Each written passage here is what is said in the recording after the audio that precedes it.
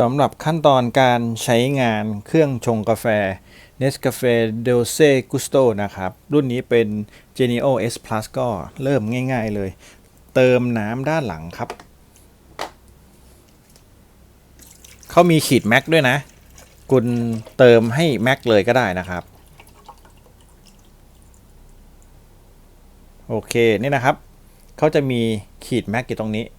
ถ้ามองจากด้านนอกจะเห็น MAX นะครับตอนนี้เป็นกลับด้านอยู่หลังจากเติมน้ำแล้วก็ปิดฝานี่คือพร้อมใช้แล้วนะครับค่อนข้างง่ายการใช้งานนี่ถือว่าสะดวกมากเลยเขาจะไม่ได้สวมแน่นมากนะครับเขาวางไว้เฉยๆต้องระวังด้วยนะตอนยกเนี่ยต้องจับแน่นๆนะครับหลังจากที่เสียบไฟเสร็จแล้วเราสามารถกระตุ้นเริ่มใช้งานได้โดยการหมุนครับหมุนวงแหวนตรงเนี้ยหมุนย้อนกลับก็ได้นะหมุนย้อนกลับเขาก็จะอยู่ที่น้ำ1 ขีดนะครับตอนนี้คือไฟกระพริบอยู่ที่อุณหภูมิเครื่องยังไม่พร้อมใช้งานนะครับก็รอก่อนเราสามารถหมุนปรับระดับน้ำได้ตรงนี้คือระดับน้ำสัมพันธ์กับระดับน้ำของแคปซูลนะครับตรงนี้คือระดับน้ำเขาใช้1 ขีดนะครับคุณก็ปรับเป็นระดับ1 ขีดคือหมุนคลายออกนะครับถ้าหมุนเข้าเหมือนปิดขวดจะเป็นการเพิ่มระดับน้ำคลายออก1 ขีดนะครับเท่านี้เองก็พร้อมใช้งานตอนนี้ไฟหยุดแล้วนะครับอุณหภูมินิ่งแล้วก็พร้อมใช้งานถ้าเกิดว่าคุณต้องการปรับระดับน้ำสูงสุดเป็นขนาด XL คุณก็ปรับหมุนมาที่นี่นะครับคุณก็ปรับกลับมาพร้อมใช้ตัวนี้เป็นการเริ่มชงกาแฟนะครับก่อนที่จะเริ่มต้นชงกาแฟนะครับอันดับแรกคุณจะต้องล้างเครื่องซะก่อนนะครับวิธีล้างเครื่องก็สามารถทำได้ง่ายๆหมุนเปิดเครื่องขึ้นมาแล้วก็หมุนน้ำไปที่สักเบอร์2หรือเบอร์3ก็ได้ครับแล้วก็กดเหมือนชงกาแฟนะครับแต่ในเครื่องเนี่ยคุณจะต้องใส่ตัวอุปกรณ์ของเขาที่แถมมาเป็นแค่กลวยรองน้ำเท่านั้นเองนะครับไม่ใช่แคปซูลนะแค่นี้แล้วก็กดตรงนี้นะครับเป็นการปั๊มวอร์มปั๊มแล้วก็ล้างฝุ่นสกปรกที่อยู่ในเครื่องออกก่อนนะครับเท่านี้เขาก็จะปล่อยน้ำทิ้งเป็นน้ำร้อนนี่แหละครับโอเคนี่คือเสร็จแล้วนะครับหลังจากนั้นก็อยู่ที่คุณว่าจะใช้แก้วกาแฟแบบไหนถ้าเป็นแก้วเล็กแบบนี้ก็จะต้องปรับฐานขึ้นมานะครับเอาฐานขึ้นมาวางด้านบนตรงนี้แล้วก็ถอดตัวฐานรองสำหรับใส่แคปซูลออกมานะครับแบบนี้เลยหลังจากนั้นเอาแคปซูลเข้ามาใส่นะครับจริงๆแคปซูลสามารถใส่ด้านไหนก็ได้เขาเป็นทรงกลมรูปกลวยนะครับถ้าต้องการสวยก็ใส่หันหน้าออกมาแบบนี้นะครับหลังจากนั้นก็ใส่แคปซูลเข้าไปตามปกตินะครับโอเคหลังจากพร้อมแล้วก็ปิดเครื่องครับปิดฝาเขาจะเจาะแคปซูลและพร้อมใช้งานนะครับมาดูกันว่าเกิดอะไรขึ้นบ้างผมจะโชว์ให้ดูสังเกตดูไหมครับเวลาที่เราใส่แคปซูลเข้าไปเขาจะมีการจิ้มผมลองดูนะจริงๆคุณก็ใส่เข้าไปแล้วก็กดชงกาแฟเลยแต่ผมเนี่ยอยากรู้ว่าเขาทำอะไรบ้างเขามีปัก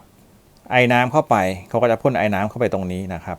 ผมกลับเข้าไปเหมือนเดิมตำแหน่งเดิมนะผมไม่มีการหมุนนะไม่เป็นไรนะครับตรงนี้ทดสอบโอเคเนี่ยครับพร้อมใช้งานถัดมาถ้าคุณต้องการที่จะเปลี่ยนอุณหภูมิคุณสามารถกดตรงนี้ได้นะครับกดจะเป็นน้ำเย็นน้ำอุ่นอุ่นมากแล้วก็อุ่นมากอีกนะครับประมาณนี้นะสามารถที่จะกดวนไปได้นี่คือปิดเย็น1นะครับ2 3 4เหมือนมี4ระดับนี่คือถือว่าร้อนสุดแล้วนะครับถ้าเกิดต้องการทำเมนู Espresso Boost นะครับเป็นการเพิ่มความหอมกาแฟเป็นฟังก์ชันเฉพาะของเครื่องนี้นะครับก็กดปุ่มที่นี่รู้สึกว่าเราจะไม่สามารถปรับน้ำให้เยอะกว่า3 ขีดได้1 ขีดก็ได้นะครับหรือ3 ขีดได้เท่านี้ปรับน้ำขึ้นอีกไม่ได้นะครับหลังจากนั้นก็เอาภาชนะมาใส่จริงๆผมต้องการแค่1นะ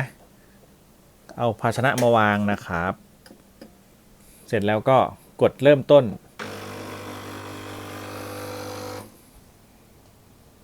นี่นะครับเขาวอร์มก่อนนิดนึงนะครับรอสักครู่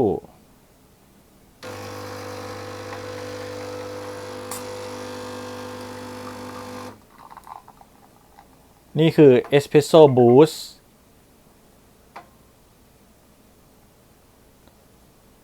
ระดับน้ำเบอร์ 1นะครับกลิ่นหอมมากๆถือว่าเรียบร้อยแล้วครับการทำ Espresso Boost 1ช็อตระดับน้ำเบอร์ 1นะครับเดี๋ยวผมจะลองวัดไฟนิดนึงผมอยากจะรู้ว่าถ้าเกิดว่าเราให้ชงกาแฟระดับน้ำกลางๆแบบนี้การใช้พลังงานจะเป็นยังไงเดี๋ยวผมจะกดเลยนะครับทิ้งเอาไว้เลยนะนี่นะครับมาดูการใช้กำลังไฟเมื่อสักครู่ 1,500 วัตต์ครับเขาจะปรับไปเรื่อยๆนะครับสังเกตดูเขาก็จะปั๊มออกมาสูงสุด 1,500 วัตต์ช่วงแรกในตอนเพิ่งทำความร้อนแต่พอเริ่มนิ่งๆแล้วเนี่ยรู้สึกว่าจะลงมาที่ประมาณ300อยู่ในช่วง 1,000 วัตต์กับประมาณ500 วัตต์นะครับขึ้นลงนะไม่นิ่งนะครับโอเคประมาณนี้แล้วเขาจะลดระดับน้ำลงมาเรื่อยๆนะครับสังเกตดูนะตอนแรกอยู่ขีดบนตอนนี้ลดลงมาเรื่อยๆแล้วก็ถาดกาแฟจะเต็มแล้วนะครับรู้สึกว่าแก้วเล็กไปแค่ทดลองนะครับโอเคถ้าต้องการหยุดก็กดปุ่มนี้หยุดแล้วนะครับประมาณนี้นะนี่คือการทดลองนะครับหลังจากที่ชงกาแฟเสร็จแล้วนะครับเมื่อคุณจะทิ้งแคปซูลคุณก็สามารถที่จะเปิดได้เลยแต่ก็มีแนวคิดนะถ้าเกิดว่าคุณชงหลายคนมีแคปซูลหลายแบบแนะนำให้ปรับระดับน้ำไปที่เบอร์ 1นะครับแต่ถ้าเกิดว่าคุณชงคนเดียวหรือไม่ก็กาแฟรูปแบบเดียวก็คงเอาไว้ตรงนั้นก็ได้เผื่อลืมนะครับเราจะได้ไม่ต้องปรับระดับน้ำให้ยุ่งยากนะครับหลังจากนั้นก็เปิดช่องใส่แคปซูลครับดึงถาดแคปซูลออกมานะครับก็จะเห็นเป็นแบบนี้สามารถที่จะเอาแคปซูลไปทิ้งได้เลยนี่นะครับจะมาเป็นรูปแบบนี้ไม่เลอะนะครับถือว่าค่อนข้างออกแบบมาได้ดีทำความสะอาดง่ายกว่ารุ่นที่เป็นก้านชงถือว่าเยี่ยมครับก็เก็บเข้าไปเหมือนเดิมนะครับเท่านี้ก็ถือว่าพร้อมใช้ครั้งต่อไปแล้วนะครับด้วยปริมาณน้ำที่อยู่ในแท้งผมใช้ไปนิดเดียวเองคิดว่าถ้าใช้ระดับน้ำประมาณนี้น่าจะได้สัก5แก้วเห็นจะได้นะครับก็โดยรวมโอเคดีกำลังไฟก็ไม่ได้กินเยอะเขากินไฟแป๊บเดียวเองนะครับถือว่าน่าใช้นอกจากนี้เขาก็มีเอกสารมาให้นะครับเป็นเอกสารเกี่ยวกับการใช้งานเบื้องต้นนี่นะครับเป็นสเต็ปต่างๆการหมุนการกดปุ่มเริ่มใช้งานแล้วก็การทำเมนูต่างๆนะครับเอสเปรสโซ่อเมริกาโน่คาปูชิโน่แล้วก็คาปูชิโน่ไอซ์นะครับตามนี้มีหลายๆวิธีการทำเอสเปรสโซ่บูสต์แล้วก็การเลือกอุณหภูมิแต่ละแบบเขาก็จะมีแนะนำไว้ให้นะครับคุณดูคู่มือเองได้นะการใช้งานก็มีเท่านี้นะครับเอามาให้ชมสั้นๆเร็วๆโดยรวมการชงกาแฟแบบแคปซูลก็ถือว่าสะดวกขึ้นเยอะนะครับเร็วด้วยแล้วก็ทำความสะอาดน้อยลงกว่าเดิมจากเดิมที่ต้องทำความสะอาดทั้งภาชนะทั้งก้านชงกาแฟแล้วก็ล้างตะกันอะไรพวกนี้ค่อนข้างเยอะตอนนี้คือตัวแคปซูลเองเนี่ยออกแบบมาได้ดีนะครับน้ำจะผ่านแคปซูลแล้วก็ออกมาเป็นกาแฟให้เราโดยที่ไม่ได้ผ่านชิ้นส่วนของเครื่องชงกาแฟมากมายนักนะครับทำให้พวกตะกันหรืออะไรพวกนี้น้อยลงกว่าเดิมนะครับโดยส่วนตัวคิดว่ามีเครื่องนี้แล้วน่าจะสะดวกมากขึ้นนะครับเดี๋ยวผมจะ